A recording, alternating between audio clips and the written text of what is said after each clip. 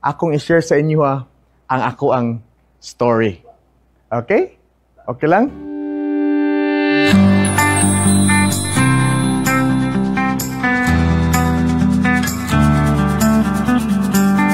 Welcome sa ato ang series nga Embracing Your Worth in God's Eyes.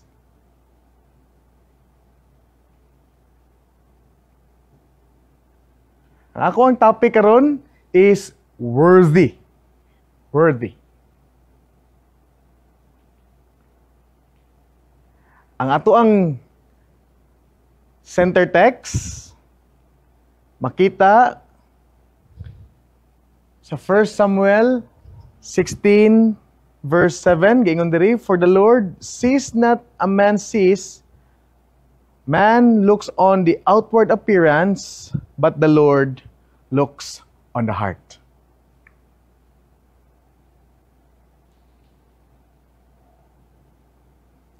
Kita ni siya sa 1 Samuel 16 verse 7. Akong pangutana, unsa ang imuhang bili? What is your worth? Kinsa pod ang gahatag nimo og bili? Bili sa pananaw o sa mga mata sa mga katawhan o sa mga tao. Mao kini ang considered as high valued. Okay? Atong tan-awon diri karon ang kaning gitawag og mga high valued. Mao ni ang mga tan-aw sa mga tao nga murag dako kuno og bili. Atong makita diri, first, sa picture, daghang kwarta.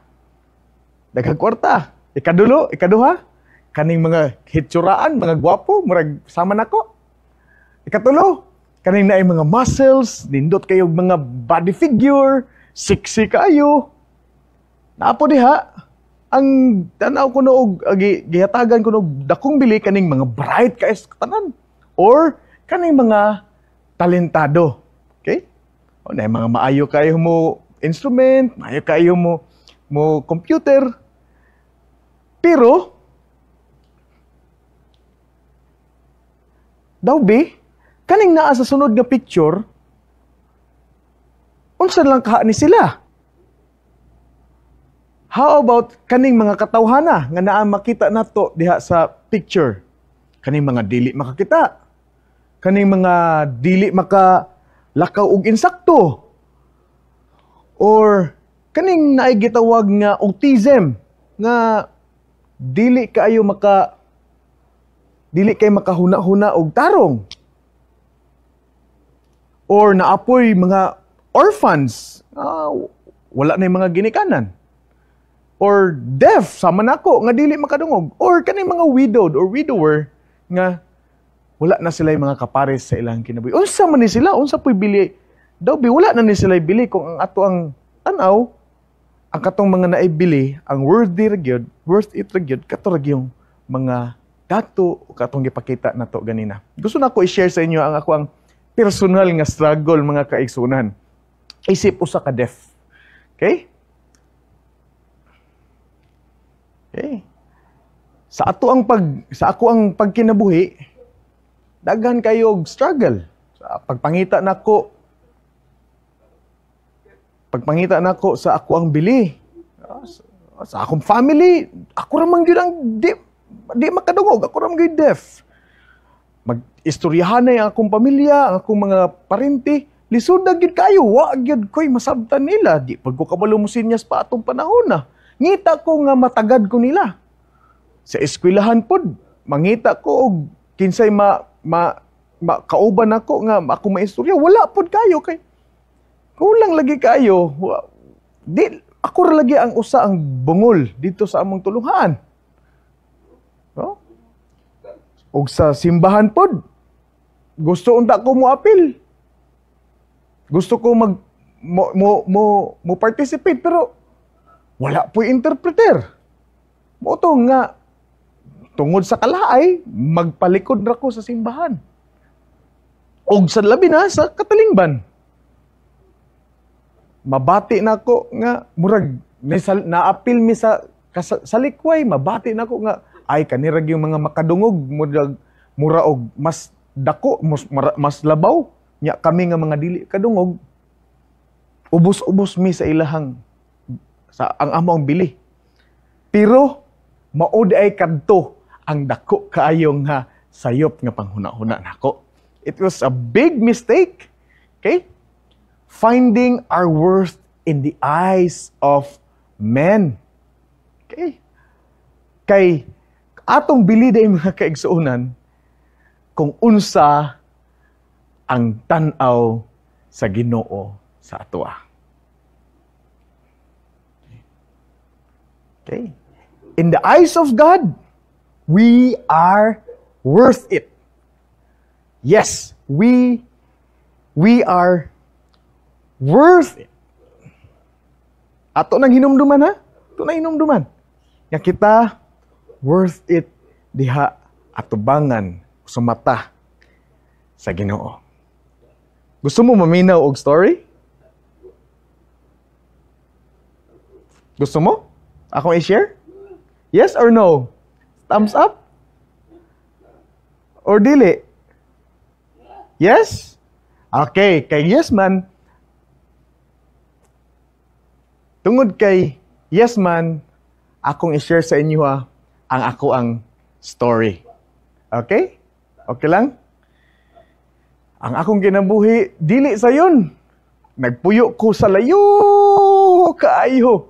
Dapit, sakay kag bus, pirting layo Maabot gikag Davao, going to Malita, dayon gikan sa Malita na pod, padulong na pod sa Pananag o sa Manuel Peralta, magsakay kag motor, pila pa ka oras, hangtod ka maabot dito sa hangtod munaog ka sa motor, kay di naman masulod sa motor. Musugod na po kag baklay, pirting layo tingali mga 2 ka oras binaklayay, ay ka maabot dito sa amuang balay. So, dihas picture, mo na ang ako ang, kita ninyo, mo na ang ako ang mama o papa diha. Akong ginikanan, mga mag-uuma. Okay? So, ang trabaho sa akong ginikanan, mo na inyong makita diha sa, makita ninyo diha sa picture, usa ka aba ka farmer nga dili pod amua. So mao na ang ako ang mga igsoon, 9 mi ka buok nga mga anak. Mao na ginabuhi sa akong mga ginikanan. Hangtod nga nakamit ko og Sulads missionary didto sa among lugar kay naa may mission school didto. Ni-invite sa amo sa ako ang muadto dito sa Sulads Deaf School. Moto nga pag-abot na ko dito, nag-learn ko og mga lesson, mga sign language. Dito pa ko, pa ko nakabalo og sinyas nga inani din. And dito po na ko nahibalaan nga si Ginoong Hesus nagpakamatay sa ko, mi anhi dis kalibutan nagpakamatay. Og karon nabanhaw, naa sa langit og mobalik sa pag-usab. Mga kaigsuunan. So, og dalon ta niya didto sa pagkanindot sa gingharian sa balay nga iyang giandam alang kana. So didto sa Deaf School, daghan kay kog nakatunan mga practical og ato nakita das picture. Ako na poy nagtudlo og basic sign language. Hangtod nga didto sa tulunghaan nato sa Sulads Deaf School, akong gidawat si Ginoong Hesus nga ako ang personal nga manluluwas. Og tungod kay akong namati nga naghatag siya kanako og bili og nag-usab siya sa akong kinabuhi. Mo na karon nga ako mong i-invite nga dawaton si Ginoong Hesus. Si Jesus Christ, dawata siya. Siya makahimo sa pag-usab sa imong kinabuhi. Sama sa iyang pag-usab sa akong kinabuhi. Humani ana, Atong makita diha sa picture, mingkuyog ko, nagpadayon ko sa ako ang pag-eskwela, kuyog ko sa Zamboanga City. Dito ko nagpadayon sa akong education, kuyog ni Pastor Paul Caberte ug sa iyahang family. Okay? So nakitaan diha mga kaigsuonan, daghan pugog mga namit nga mga friends. Padayon gihapon sa pag-share sa ila tungod sa akong nakatunan dito sa Sulads. Nag-share sa ila mahitungod ni Ginoong Hesus. Dayon, gikaluyan, naka-graduate, bisan paluyos pandemic, pandemic man, pastilan, natanggong ang among graduation, motong naanalay online, virtual nga graduation nga sa amua nga gihimo.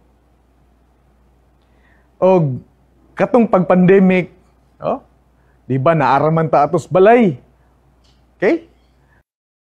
Pero lipay kami kay dito sa kami nga mga deaf, lipay kami labaw na ko nga dito sa South Philippine Union Conference Hope Channel during sa my journey with God, naa sila'y sign language interpreter nga nakapahatag kanamo og pagsabot sa mga mensahe kada gabi. Mo na nga salamat kaayo Hope Channel South Philippines.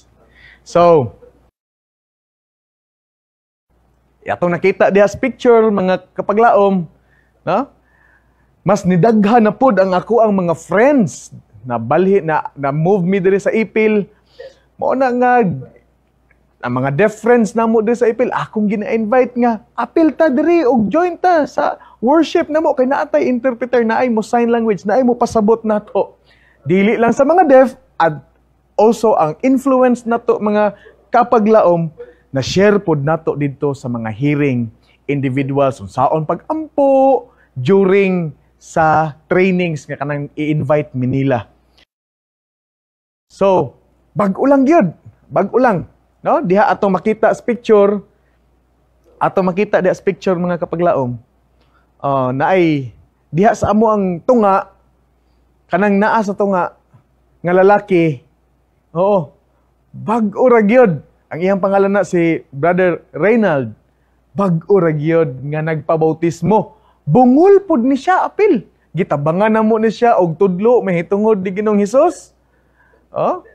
Og mo to nga amo siyang gitabangan pagpasabot sa pagtulunan sa Seventh Day Adventist. Siya nakasabot og siya lipay pod kaayo nga nagdawat sa santos nga bautismo. Mo na nga lipay pod ko nga makabahin ko sa pag-invite niya perminti kada Sabado sa sunod nga mga Sabado for nurturing.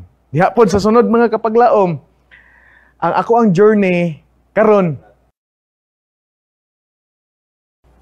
Akong course is Arts in Information Technology sa CAP College. And kaning gusto na ko ginitiwason kay aron mahimo kong makapadayon ko sa pagmission didto pod sa mga deaf nga sama nako kaniadto nga walay nakatunan or isolated wa kabalo sa akong lingwahe.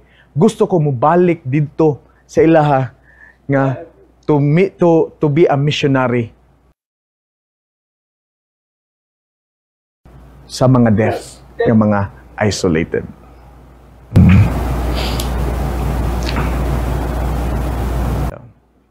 So,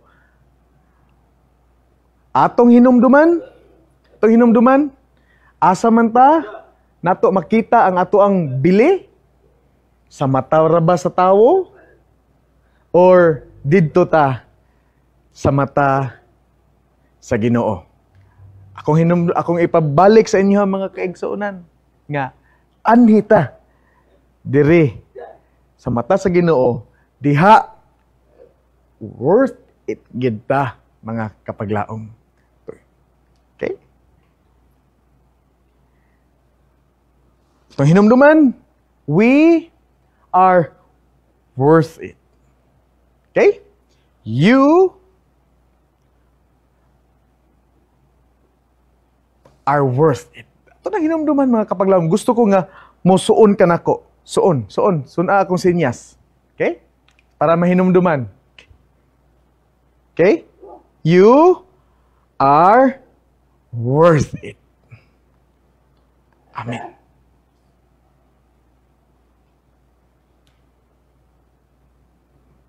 Mag-ampo ta. Ako mong i-invite sa pag-ampo. Ayaw, di na kinahanglan nga mupiyong mo sa deaf culture, abli ra among mata. Nig mag-ampo me para makita na mo ang sinyas. Dalaygon ka o Diyos sa kaalam nga imong gihatag kanamo. Salamat kaayo sa Hope Channel, Southwestern Union, Philippines, nga makahimo kami ni ining pagsibya sa Adventist Possibility Ministry ug magahatag kanamo og kahibalo sa among bili luyo sa amuang limitasyon.